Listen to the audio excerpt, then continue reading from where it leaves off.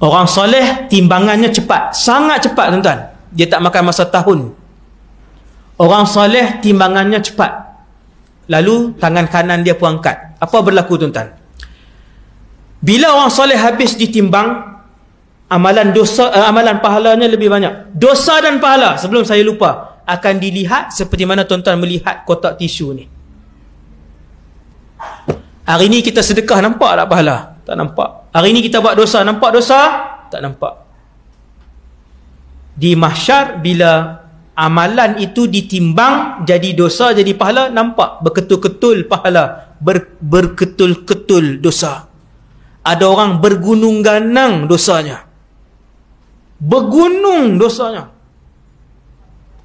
Apabila orang soleh habis ditimbang dengan cepat, maka dia pun ambil buku dengan tangan kanan. Seronok tuan-tuan. Orang yang pernah ambil SPM, pernah habis first degree, sarjana muda, tambah-tambah orang yang pernah buat PhD, bila dia dapat ni sijil PhD dia, seronok tak? Rasa macam nak lompat. Dengan siapa kita nak tunjuk bila kita mendapat kejayaan? Dengan ahli keluarga kita. Begitulah yang berlaku di mahsyar. Yang itulah yang Allah cerita dalam Quran. فَأَمَّا مَنْ أُوتِيَ كِتَابَهُ بِيَمِينِهِ, yang ambil buku keputusan dengan tangan kanan. فَسَوْفَ يُحَاسَبُ حِسَابًا يَسِيرًا, dia akan ditimbang dengan mudah. وَيَنْقَلِبُ إِلَىٰ أَهْلِهِ مَسْرُورًا, dia akan berlari mendapatkan ahli keluarganya dalam keadaan yang begitu gembira. Nak tunjuk apa? Ayah, Alung jadi ahli syurga juga. Alhamdulillah ya, Alung ahli syurga juga. Mak kamu mana Alung? Tak jumpa pun. Mak dulu tak pergi kuliah. Itulah ayah duk pesan dah, mak duk tengok drama je. Contoh dia gelak kuat tu. Tengok sungguh dah pasan. Hati-hati. Sungguh tuan-tuan, ni ayat Quran. Dengan siapa lagi kita nak kongsi kegembiraan selamat daripada api neraka? Dengan ahli keluarga. Berlari-lari dapatkan ahli keluarga. Ha umqra'u kitabiyah. Pakat tunjuk kat orang ni, tengok ni, tengok keputusan aku ni. Ni ayat Quran. Surah lain pula. Menunjuk-nunjuk dia. Waktu tu tak ada bongkak takabur, tak ada dah. Seronok terlampau jadi ahli syurga. Tuan-tuan, bukan dapat PhD, bukan SPM 10A pun seronok dah. Seronok sampai tak boleh nak fikir dah. 8A seronok tak? Seronok. Berlari-lari bawa keputusan cari ahli keluarga dia. Tengok ahli keluarga dia. Abang dah lepas, tekuk ayah yang dah lepas. Tengok ada ayah, jerit kat ayah, ayah Alung pun ahli syurga. Tunjuk kat orang lain, tengok ni. Allah sebut ha umqra'u kitabiyah ni, tengok ni buku apa. Subhanallah. No? Ada orang hak jahat timbang. Nampak dosa pahala. Pahala dia sebesar rumah. Dosa dia sebanyak 100 gunung. Bersusun gunung sampai ahli neraka. Ketika nak bagi buku amalan, fa amma man utiya kitabahu wara'a dhahri, ambil buku daripada belakang. Ambil buku amalan daripada belakang. Macam mana tu? Kata para ulama tafsir, dia masukkan tangannya melalui lehernya dan menembusi ke belakang. Dia ambil kot tu. Tangan ni masuk sini, tembus ke belakang, tu ambil buku amalannya. Fasawfa yad'u thubura, bergolek-golek dia, menjerit, menyesal. Bergolek-golek, menjerit, menyesal. Menyesal apa? Tak ada dah. Yang terakhir untuk malam ni. Ini yang terakhir, last lah. Cerita tak habis lagi, ni last. No, yang ni last, yang terakhir, yang penting lah. Tapi hadis ni pun ramai yang dah pernah dengar, iaitu orang-orang yang muflis di mahsyar. Sahabat tanya, ya Rasulullah, manusia ramai di mahsyar, bagaimana untuk kamu kenal itu umat kamu? Nabi kata, hanya umat aku sahaja yang apabila berada di mahsyar, anggota wuduknya bercahaya. Apa anggota wuduk tuan? Muka, telinga, kepala, tangan, siku, kaki akan bercahaya. Maka Nabi sebut kat sahabat, Nabi pesan kat sahabat, dan untuk kita semua pesanan ni, sesiapa yang nak anggota wuduknya berlebihan cahaya, maka lebihkan basuhan. Lebih basuhan tu maksudnya basuh 7 kali ke Ustaz? Tidak. Kalau basuh tangan daripada sini sampai ke siku, lebihkan sikit. Sunat lah ni sampai sini. Tak nampak siku lutut siku betul dah. Ni siku. Basuh lebih sampai sini. Ada beberapa sahabat ketika berwuduk dia basuh sampai sini. Tapi janganlah basuh daripada siku ke sini pula. Punya wara' alim, tadi tak basuh. Punya sunnah ni. Semangat dengar ceramah nak bagi cahaya, orang kata, tu pasal apa tu? Ni nak bagi cahaya atas ni. Cahaya pada depan tak basuh. Nah, sini kan basuh. Faman istata'a minkum an yutila ghurratahu falyaf'al. Tu hadis dia, hadis sahih. Siapa nak cahaya lebih, basuh lebih. Kepala jangan malas. Lelaki dan perempuan boleh menyapu keseluruhan kepala.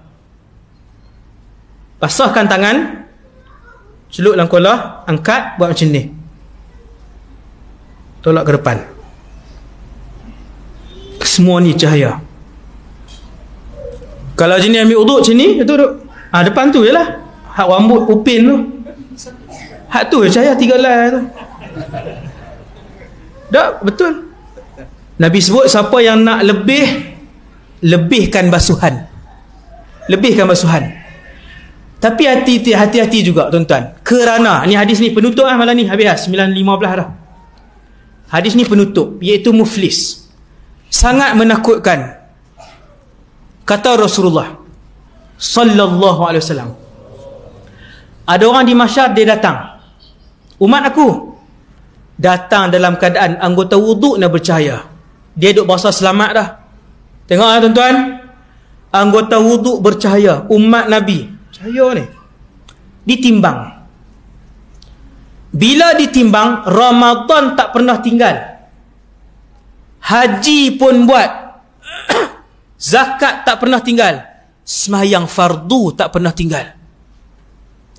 Maka bertimbun-timbun, bergunung gananglah pahalanya. Dia pun sekata selamat, dia kata alhamdulillah. Sebelum nak diberikan buku keputusan penuh, malaikat tanya, soalan ni bukan untuk dia saja, tetapi untuk semua orang yang ditimbang.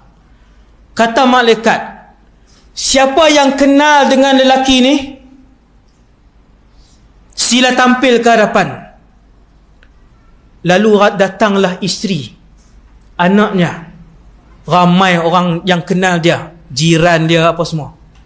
Lalu berkata isterinya, ya Allah, dia suami aku, 93 tahun aku hidup dengannya, tak pernah dia mengarahkan aku untuk aku menutup aurat. Bahkan dia melarang aku untuk menutup aurat. Maka hari ini ya Allah, aku nak tuntut pahala tu daripada dia. Allah pun arah, wahai para malaikat, pindahkan pahala dia pergi kat dia ni, pergi kat isteri dia minta. Baru isteri minta. Dosa 45 tahun tak pernah suruh isteri tutup aurat. Isteri pakai seluar jin sampai malam ni. Malam ni sebab mai kuliah ya, pakai baju kurung ah. Saat malam pakai seluar jin. Haram, berdosa besar. Nampak ni. Biar saya sebut, biar menyesal di dunia, boleh tegur tuan-tuan. 37 tahun berkahwin, seluar jin pakai. Dia kata, ya Allah, aku nak tuntut dengan suamiku hari ni di mahsyar. Nak tinggal banyak mana tuan-tuan pahala? Anak 5 orang pula. Ya Allah, ayah tak pernah ajak semayang, tak pernah ajar semayang. Dia pergi masjid tapi dia tak ajak kami. Hati-hati tuan-tuan. Jangan kita perasan seorang-seorang. Anak tinggal, tak pernah suruh. Satu persatu datang. Baru isteri dengan anak-anak mai, Nabi kata mereka inilah yang muflis. Umat aku datang di mahsyar. Nabi sebut tuan-tuan, hadisnya hadis sahih.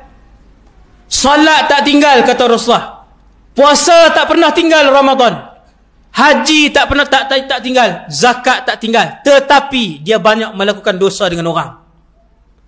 Ambil hak orang, mengumpat orang ini, bohong orang ini, merobohkan rumah tangga orang ini, menipu orang ini, bunuh orang itu, pukul orang ini. Contoh-contoh yang saya sebutkan tadi ialah contoh-contoh yang disebutkan oleh Rasulullah sallallahu alaihi wasallam. Lalu dipindahkan pahalanya kepada mereka seorang-seorang. Ingat tuan-tuan, dengan siapa kita buat naya? No, sementara masih hidup, kalau pernah ambil harta orang, kembalikan. Kalau yang tu harta keluarga yang perlu dibahagikan, bahagikan. Tak banyak mana pun, 10,000, 3-4 tahun habis. Bukan 3-4 tahun Ustaz, 10,000 sekarang ni setahun habis. Dan ia adalah hak semua adik-beradik yang wajib dibahagikan. Hati-hati. Kata Rasulullah, hati-hati. Yang ada kaitan dengan orang lain. Ambil hak orang. Cemarkan maruah orang. Tipu dan mengumpat orang itu dan orang ini. Hati-hati, pahala mereka akan dipindahkan kepada orang yang dia zalimi. Akhirnya kata Rasulullah, habis pahala dia. Bila habis pahalanya, malaikat kata, ya Allah, pahala dia dah habis. Allah Ta'ala pun arah, wahai para malaikat, pindahkan dosa mereka kepada dia. Maka waktu tu dia pun menghimpunkan dosa. Mula himpun dosa, akhirnya dosa dia pun bergunung ganang. Pahala sudah rapat habis. Allah Ta'ala pun arahkan, lemparkan dia ke dalam neraka. Wal'iyahzubillah. Takat tu dulu insyaAllah ceramah pada malam ni. Sekadar tu dulu, semoga kita semua mendapatnya manfaat daripada apa yang saya sampaikan. InsyaAllah sama-samalah kita berdoa kepada Allah supaya Allah SWT golongkan kita pada malam ni dan semua umat Islam dimasukkan ke dalam syurga Allah, mendapat redha Allah, melihat wajah Allah, duduk tinggal sebumbung dengan Nabi sallallahu alaihi wasallam dan masuk syurga tanpa hisab dan azab. Walhamdulillahirabbil alamin. Assalamualaikum warahmatullahi